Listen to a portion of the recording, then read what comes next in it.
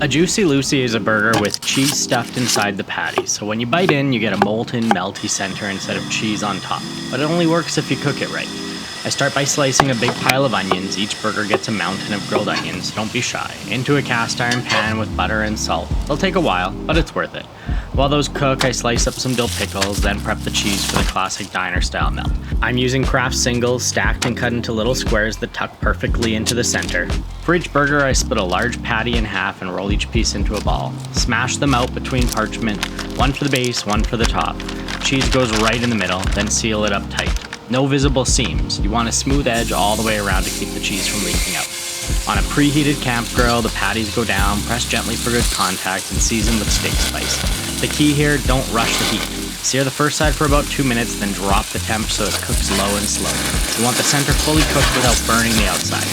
Flip after about 6 minutes and turn the heat back up to finish the sear on side 2. I use a thermometer to check doneness, but also vents a bit of steam, less pressure inside, less chance of a cheese blowout.